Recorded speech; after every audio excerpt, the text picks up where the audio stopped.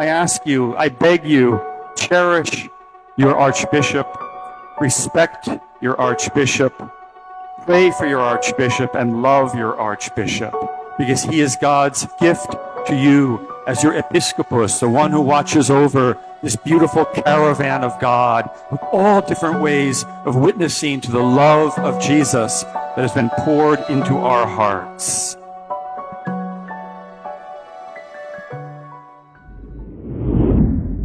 Halabira, Iloilo, halatagyang, Iloilo, halabira, Iloilo, halatagyang, Iloilo.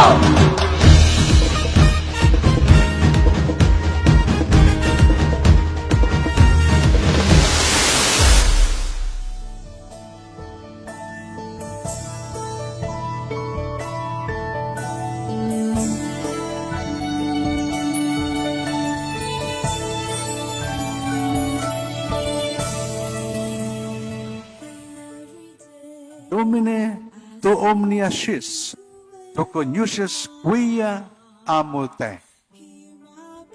Lord, you know all things. You know well that I love you.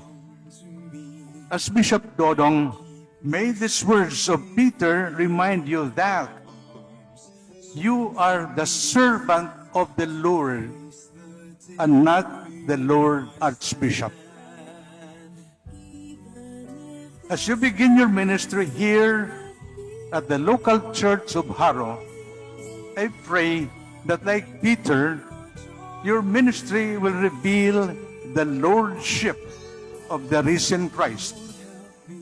As Bishop Dodong, since you love the Lord, then He has entrusted to you the task of feeding and tending His sheep.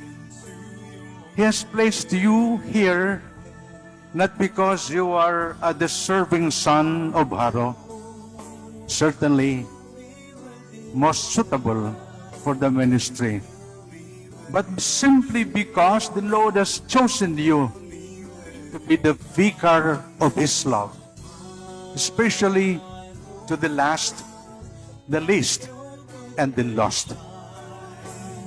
Let me speak your truth. Let me be the bearer of your love.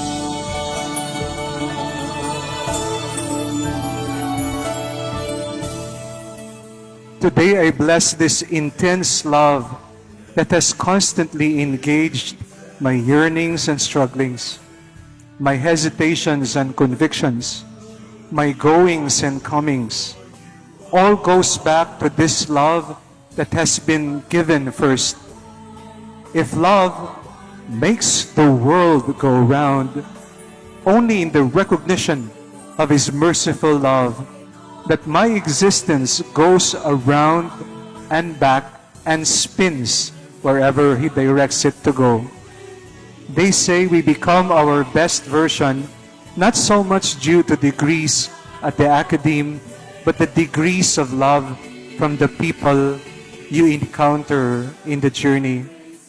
I am blessed to have grown because of the faith and love of the local church of Cebu. I arrived there as elongated, Ilonggo who is enlightened. I now live as Bistako-fied, Bisayang Dako, because of faith and love amplified. Thank you to the lay faithful of Cebu. You are the source of edification in my ministry. I love Cebu, and even though it's goodbye, I still love Cebu. I will go on loving Cebu. I stand here because of this love, only because of this love.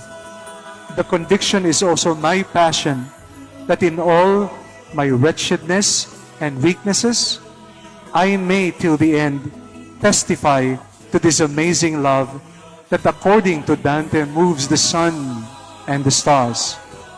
May this ministry carry a strong and tender message that in the local church of Jaro, mahibaluan gid naton tanan nga ang Diyos nagahigugma sa aton.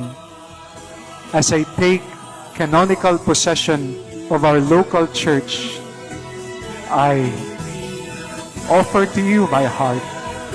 Take possession, O Lord, and you, my dear people, of this heart of Dodong. Let us bless the Lord.